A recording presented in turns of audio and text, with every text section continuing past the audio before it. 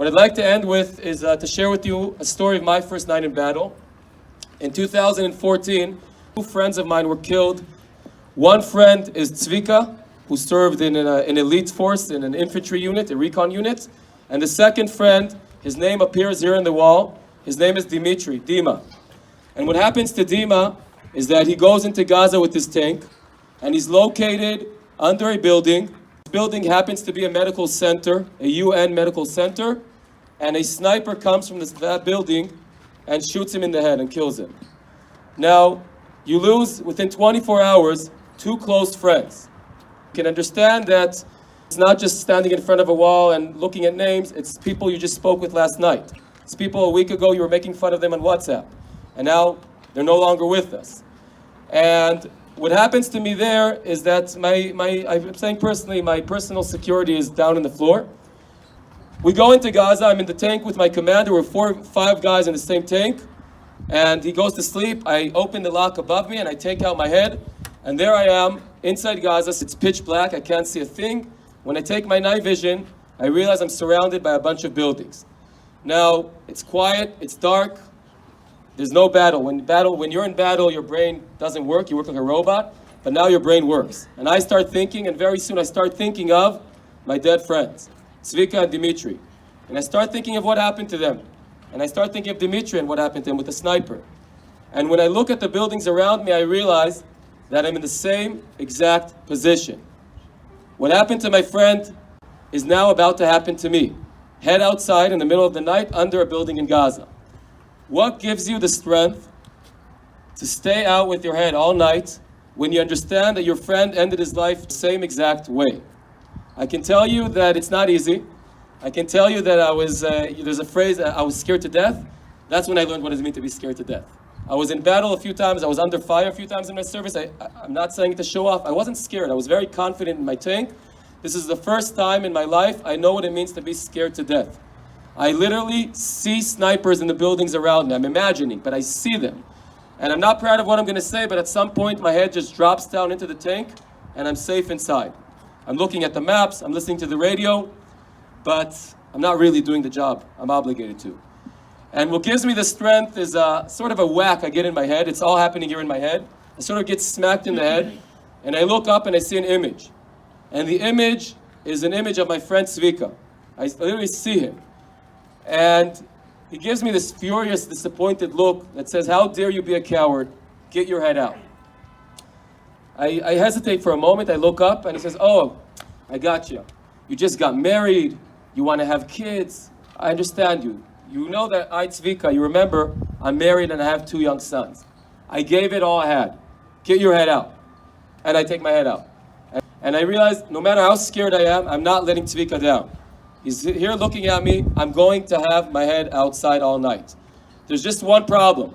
4 hours to go, the buildings ain't going nowhere, and the thoughts about the dead friends are not going anywhere. And that's when I realize, or I just do it, I need to change my state of mind.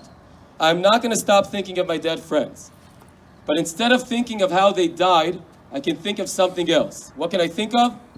Of how they lived. I told you one fact about Tzvika inside him. I quoted him. Tzvika had this amazing motto he lived by: reliving past stories builds future leaders. There's a chain of generations. He always took his soldiers everywhere he took them around Israel. The first thing he did before telling them what's the operational job or what's the training drill about to simulate, he would say, "Guys, before then, you know, we're here in Latrun. Do you guys know that Joshua, from the time of the prophets, Joshua fought here, he had a very big battle here? Do you guys know the Maccabees fought in this area? Do you guys know that in 1948 there was a huge battle here, a very famous battle? Now we're here, 70 years, 2,000 years later, and now it's our turn. It's our turn in the chain." And with this thought, I started asking myself some questions. Tzvika was married with 2 young sons, going into the Hamas stronghold in Gaza. As brave as Tzvika was, and Tzvika was pretty brave, what do you guys think? Was he scared or not? Very. Probably very scared. I told you the story of the 1973 fighters in the Golan Heights. Just to understand the ratio, 65 tanks of the 188 Brigade were facing 700 Syrian tanks. What do you guys think? These fighters, these brave fighters of the 188, when they were facing this crisis, were they scared or not? Hell yeah. The Maccabees, I just mentioned a moment ago, 2,000 years ago, the Maccabees right here are having battles. Let's look at it in eyes. I look at it in military eyes as a captain. We're speaking about a small guerrilla army facing the most modern army in the world at the time, the Greeks with their huge elephants. Were they scared or not? Yes. Petrified. Everyone I just mentioned along the chain of generations was scared, yet everyone I just mentioned overcame their fear and did their job. Who am I to cut the chain? And with that thought, just fear goes away. Not only fear goes away, I feel I'm capable, first of all, because so many people before me have done this, so of course I'm capable. But also I literally feel that instead of the snipers I was imagining, so-called seeing on the buildings, I see Tzvika, and I see Dima, and I see the fighters of 1973, and they're all there making sure no one can harm me. Now ask me what they look like, I have no idea. But I promise you they were there with me that night. And really, from that moment on, the full week inside, head in, head out, day, night, on the tank, off the tank, there was no challenge. So to conclude everything, to put everything together, this wall is not a wall of death. It's a wall of life.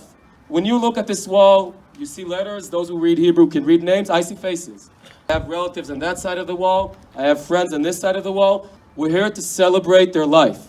Instead of focusing on how they died, we need to focus on how they live and take something from each guy that we can take into our daily lives. They paid the heaviest price so we can live here, but not just live here an ordinary life. We need to live a meaningful life, a life with an essence, a life full of values, a life full of doing special things that will make this price worth it.